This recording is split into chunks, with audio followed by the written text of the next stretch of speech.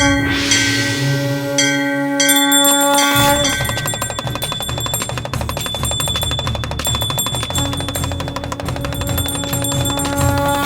పలుకు జగదాంబ పలుకు, అంబ పలుకు జగదాంబ పలుకు, అంబ పలుకు జగదాంబ పలుకు, అంబ పలుకు జగదాంబ పలుకు, అంబ పలుకు జగదాంబ పలుకు, అంబ పలుకు జగదాంబ పలుకు, అంబ పలుకు జగదాంబ పలుకు. ఏంటయ్యా అంబ పలుకు మామూలు పండుకునేవా? అడుక్కోడానికి కూడా ఎలా పర్లేదా? ఈ బుడబక్కలోడు అడుక్కునేవాడు కాదు, నీ ఆపద తీర్చేవాడు. సాక్షాత్తు ఆ రుద్రుడు నివసించిన నేలపై నడిచిన వాళ్ళం. మీ ఇంటి నేల మీద మా పాదం తాకితే సాక్షాత్తు జంగం స్వరూపుడైన ఆ పరమశివుడు వచ్చినట్టే. మేము మీ ఇంటికొచ్చేది అడుక్కోవటానికి కాదు, మీ పాపాలను దోషాలను తొలగించడానికి. సాక్షాత్తు శివస్వరూపులైన మమ్మల్ని అవమానించావు. కర్మఫలం అనుభవించు, అనుభవించు. చెప్పేవాళ్ళ అనుభవిస్తానంట.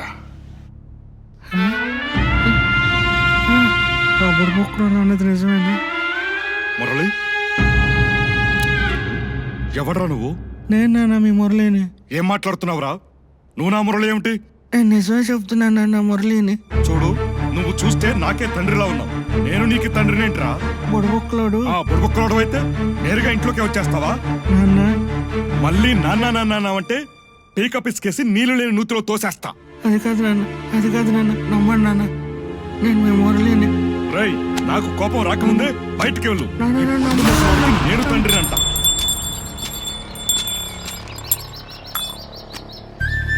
ఎవరునైనా నువ్వు ఎందుకలా బాధపడుతున్నావు? జీవితంలో అన్నీ కోల్పోయి జీతంతో బతుకుతున్నా. ఓటమంటే అంతం కాదు, కొత్త జీవితానికి ఆరంభం. అలా నిరాశ పడకు నాయనా. నీవు నీ గమ్యాన్ని చేరడానికి అతి దగ్గరలోనే ఉన్నావు. నమస్తే స్వామి, వెళ్తాను. శుభం.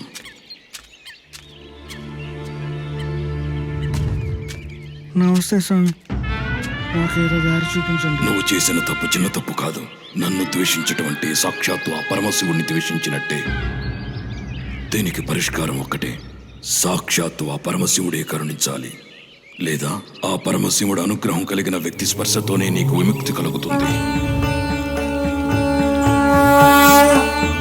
కస్తూరి తిలకం దిద్దిన స్వామికి నీ ఎల్లవెల్ల కొలిచే స్వామికి హారతి, జయ హారతి.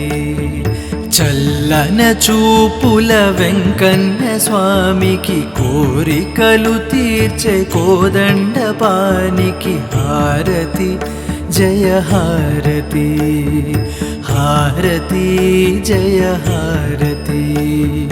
కస్తూరి తిలకం దిద్దిన స్వామికి నీ ఎల్లవెల్ల కొలిచే స్వామికి హారతి, జయ హారతి. చల్లన చూపుల వెంకన్న స్వామికి కోరికలు. నమస్తే అండి. నమస్కారం అండి. ప్రెసిడెంట్ గారి ఇల్లు ఎక్కడో చెప్తారా? మల్లారావు ఇంటి పక్కన. అవునా? మల్లారావు గారి ఇల్లు ఎక్కడండి? మల్లాకృష్ణ ఇంటి పక్కన. అది ఎక్కడ? వాళ్ళిద్దరు పక్క పక్కనే. అవునా? అటు వెళ్ళాలంటే ఇలా నడుచుకుంటూ వెళ్ళాలండి. అబ్బా, అలా కాదండి, అసలు విషయం చెప్పండి. అదే తిన్నగా హాయ్. వెళ్ళావు కదా, అక్కడ కుడి వైపు తిరుగు, ఆ, ఒక స్తంభం వస్తుంది. హాయ్. అక్కడ నుంచి ఎడమ వైపు తిరుగు, ఆ, అక్కడ బాలకృష్ణ గారి ఫోటో అలా అంటించిన ఒక ఇల్లు వస్తుంది. అక్కడ అలాగు, అలా ఎడం చేతి వైపు వెళ్ళు. ఆ. ఓహో, అక్కడ ఏమన్నా మెగాస్టార్ చిరంజీవి గారు వాల్ పోస్ట్ ఉందా? కాదు, ఒక గోడ వస్తుంది. అక్కడ వచ్చి పోసుకో. పోసుకున్నావు? పోసుకున్నావు కదా. పోసుకున్నాను. చెప్పండి. అక్కడ నుంచి అలా వెళ్తూ కుడివైపు తిరుగు, ఒక సోడా కొట్టు వస్తుంది. అక్కడ సోడా తాగు. అబ్బా, ఇవన్నీ దేనికి? సోడా బాగుంటుంది. సార్, మీరేమంటున్నారు అర్థం కావట్లా.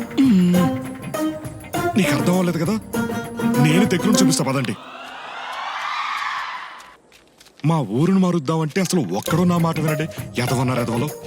ఆగండి, ఇదే అండి ప్రెసిడెంట్ గారి ఇల్లు. అక్కడ ఉన్నట్టున్నారు, లోపలికి వెళ్ళండి. థ్యాంక్స్ అండి. మంచిది. ఇది ఉంచండి సార్, ఉంచండి. ఇదేంటయ్యా? తీసుకోండి సార్, తీసుకోండి సార్, తీసుకోండి. టిప్పు టిప్పు టిప్పు టిప్పు. మీది ఈస్ట్ గోదావరా? లేదండి, వెస్ట్ గోదావరి. నేను అప్పుడే అనుకున్నాను అయ్యా మీరిచ్చే టిప్పుల కోసమో అప్పుల కోసమో గొప్పల కోసం నేను ఇక్కడ దాకా తీసుకురాలేదు. ఊరు కొత్త కదా, ఇల్లు తెలియదు కదా అని అడ్రస్ చూపించాను. ఓకేనా? వెళ్ళరండి వెళ్ళరండి సార్.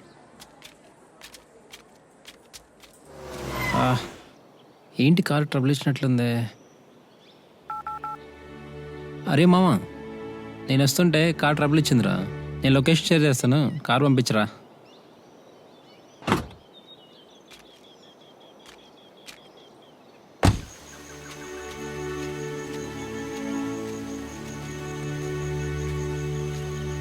హలో హలో చెప్పమ్మా. ఏనన్నా అంత కంగారుగా వెళ్ళిపోయావు? అదేం లేదమ్మా. అయినా ఇవన్నీ ఎందుకురా, నువ్వు చేస్తున్న జాబ్ బానే ఉంది సరే కదా. మళ్ళీ చేస్తాను.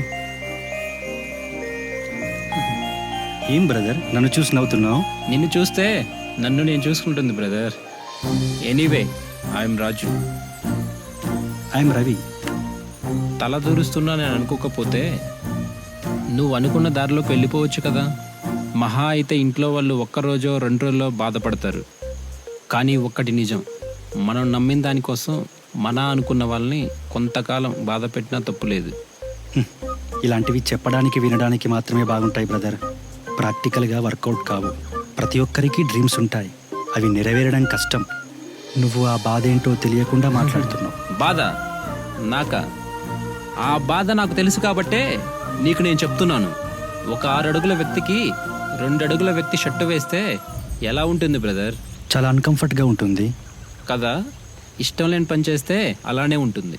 అది భరించలేక ఒకరోజు నేను నాన్న ఏంట్రా? మీతో ఒక విషయం చెప్పాలనుకుంటున్నాను నాన్న. ఏంటో చెప్పరా. ఇలా చెప్తున్నాను తప్పుగా అనుకోవద్దు. నేను నా జాబ్ మానేస్తానన్నా. జాబ్ మానేసి ఏం చేద్దామని? ఏముంది, నేను మ్యూజిక్ డైరెక్టర్ అవ్వాలన్న డ్రీమ్ కోసం ప్రయత్నిస్తాను నాన్న. ఇప్పుడు ఏం తక్కువైందనరా? బాగానే బతుకుతున్నావు కదా. బాగానే బ్రతుకుతున్నారని మీరు అనుకుంటున్నారు నాన్న, కానీ నాకు అలా అనిపించట్లేదు నాన్న. ఒరే, నిన్ను పుట్టినప్పటి నుంచి నేను చూస్తున్నానురా. నువ్వేం చేయగలవో ఏం చేయలేవో నాకు తెలీదా? నువ్వేదైతే చేయాలనుకుంటున్నావో అది నీ వల్ల కాదు, వదిలేసేయ్. నన్ను క్షమించండి నాన్న, ఏమైనా తప్పుగా మాట్లాడితే. ఇది కోపమో ఆవేశమో కాదండి, బాధ. నేను చెయ్యాల్సింది, నా జీవితంలో అవ్వాల్సింది వేరే ఉంది. మీరే అర్థం చేసుకోండి నాన్న. ఈసారి ఆగేదే లేదు నాన్న. నేను పూర్తిగా డిసైడ్ అయ్యే వెళ్తున్నాను. అదేంటో నాన్న, పిల్లలు స్కూల్కి కాలేజ్కి వెళ్తా అంటే దగ్గరుండి పంపిస్తారు మీ పేరెంట్స్. అదే వాళ్ళ డ్రీమ్ కోసం ప్రయత్నిస్తా అంటే అర్థం చేసుకోరు నాన్న. బాబాయ్, నాతో తేల్చి చెప్పేశాను. ఇప్పుడు చెప్తున్నాను విను. ఒక బాబాయిగా ఈ విషయం నీతో చెప్పకూడదు, కానీ చెప్పక తప్పడం లేదు. ఈ విషయంలో మీ నాన్నగారిది ఏ ఒపీనియన్ అయితే ఉందో సేమ్ ఒపీనియన్ నాది కూడా.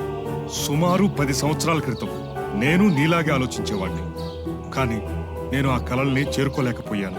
అయినా పెళ్లి చేసుకోవాల్సిన వంటి ఈ వయసులో ఈ రిస్క్లు అవసరమా చెప్పు రాజు? మనం కనే కొన్ని కలలుగానే మిగిలిపోతేనే బాగుంటాయి. అయినా నీ లైఫ్ గురించి నువ్వు ఒకసారి ఆలోచించు. బాబాయ్, ఎంకరేజ్ చేయకపోయినా పర్లేదు కానీ డిస్కరేజ్ మాత్రం చేయకు బాబాయ్. వస్తాను బాబాయ్.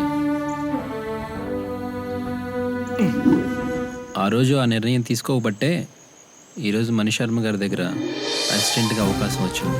Anyway, all the best brother. నువ్వు కూడా నువ్వు వెళ్ళాలనుకున్న దారిని వెళ్ళి. Thank you brother.